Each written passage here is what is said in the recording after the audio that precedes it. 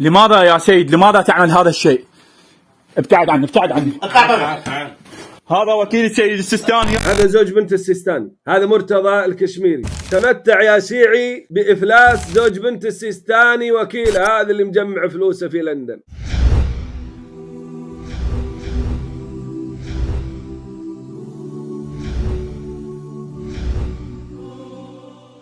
أعرض لكم تسجيل حواري مع مرتضى الكشميري زوج بنت السيستاني على قناة وصال. اتصلت عليه بشكل مفاجئ لأنكم تعلمون يا إخوة أنهم لا يجيبون دعوة الاتصالات، يتهربون، فاتصلت عليه بشكل غير مرتب ودار هذا الحوار بيني وبينه.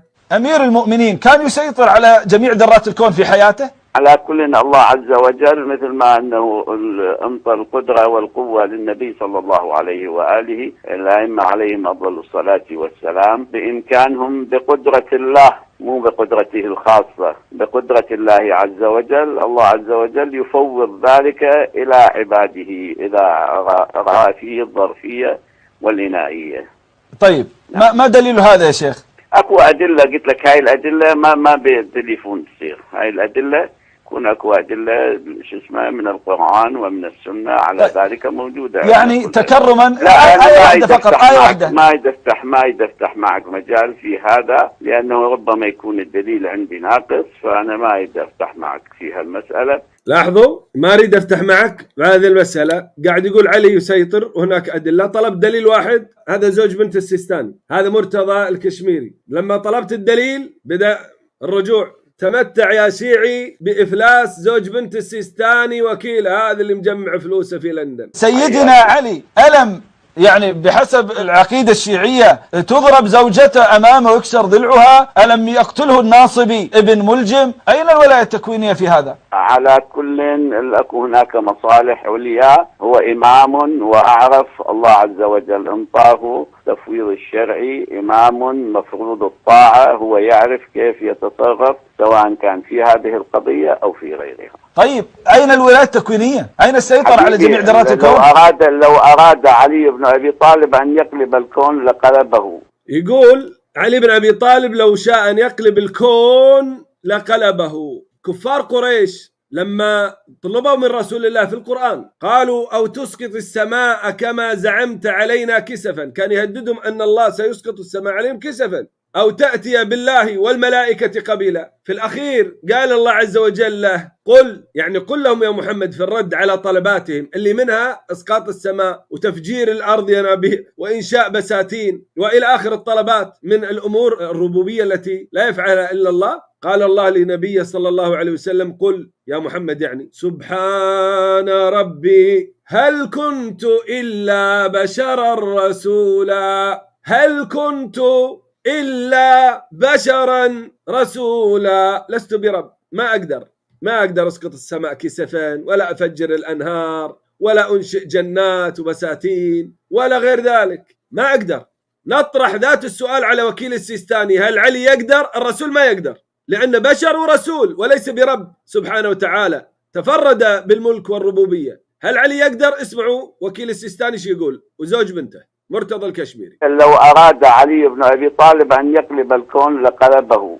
لو أراد أن يقلب الكون لفعل، فالمسألة تحت مشيئته وقدرته.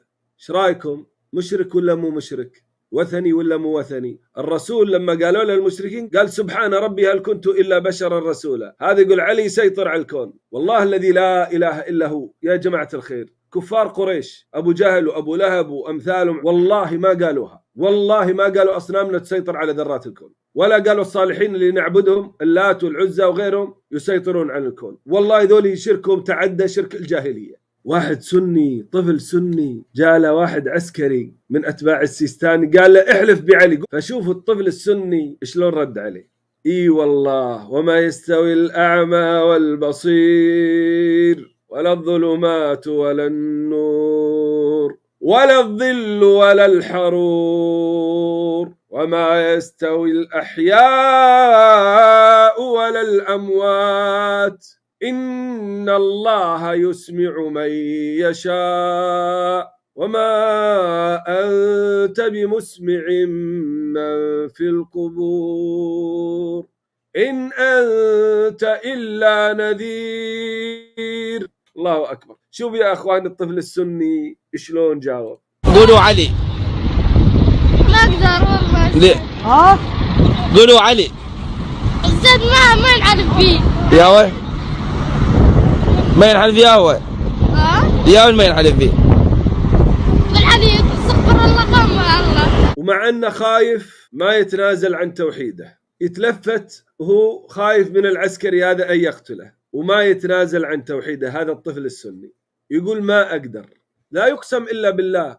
الحين يجيك بعض الضلال يقول طيب الله أقسم بالضحى والفجر، الله يقسم بما شاء من مخلوقاته. أما أنت يقول لك رسول الله عليه الصلاة والسلام من حلف بغير الله فقد أشرك شرك الأصغر. يقول علي ما ينحلف فيه، والله قبلة على جبين اللي ربوك وعلموك. هذا طفل قارن بأكبر عمامة، ما يقول يا علي ولا يقسم بعلي، يقسم بالله. قلبه متجرد لله، يرى أن علي صحابي وبشر مثله، لا يقسم به ولا يعبد، يحب لا شك، يعتقد أنه في الجنة نعم مثل المهاجرين والأنصار. أما أن يعبد ويدعى، والله الذي لا إله إلا هذا الطفل بملء الأرض من أمثال المعممين الذين ترون.